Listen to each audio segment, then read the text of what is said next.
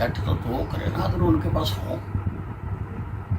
कई बार तो ये पोजीशन हुआ करती थी कि हर सीट पे लंबी लंबी लाइनें लगी होती थी टिकट लेने वालों की, और बड़ी चर्चा हुआ करती थी, उसको मिलेगी या उसको मिलेगी। आज चर्चा ही नहीं है क्योंकि विंडो खाली पड़ी है।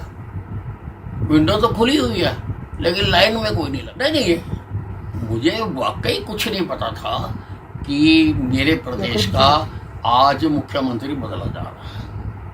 तो देखिए ये ठीक बात नहीं है ना जी, बल्कि मैं सबसे सीनियर था और मेरे से अगर ये बात छुपाई गई तो उसने मुझे बहुत दुख पहुंचाया कि बता तो दिया कि भारतीय जनता पार्टी का अन्य भगत हूँ, और ये ऐसे ही जो चीज़ें हैं ना इससे मतलब ना निकालें कुछ भी नहीं। देखिए हमारी हाईकमांड जो कुछ भी करती है सब सोच समझ के करती है।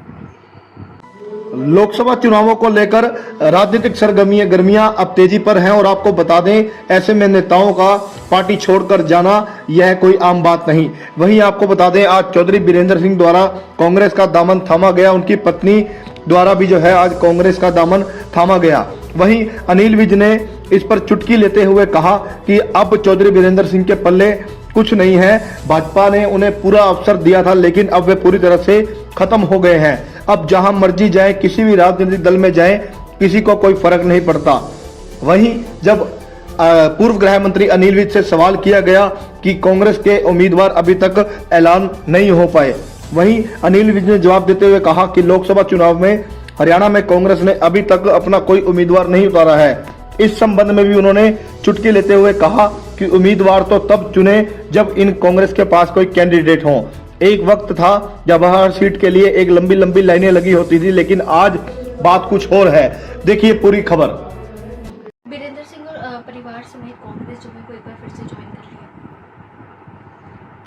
लिया। देखिए अब उनके पल्ले कुछ नहीं रहा और पूरी तरह से इनको पार्टी ने मौका दिया, अवसर दिया सब जगह पर, लेकिन अब वो एग्जॉस्टेड है, पूरी तरह से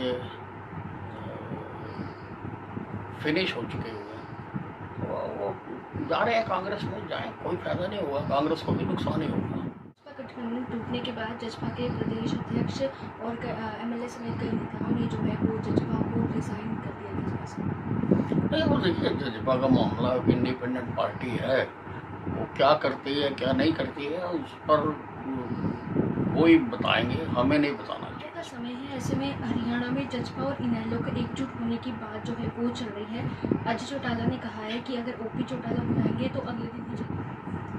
इससे ये भी समझ आता है कि अब ये दोनों पूरी तरह से कमज़ोर हो चुके हैं, और जब कमज़ोर हो जाता है तो तब आदमी सहारा ढूंढता है, तो अब ये सहारा ढूंढ रहे हैं। आपके मुख्यमंत्री भगवंत मान ने कुरुक्षेत्र में रोड शो करके उम्मीदवार सुशील गुप्ता के लिए वोट की मांग की है। देखिए आप पार्टी का सारे हिंदुस्तान में ग्राफ बहुत तेजी से गिरा है, जनता में इनके प्रति विश्वास पैदा हुआ है। जो भ्रष्टाचार के केस में इनके ऊपर कार्रवाइयाँ हो रही हैं, लोग उससे बहुत गुस्से में हैं इनके खिलाफ। तो मान साहब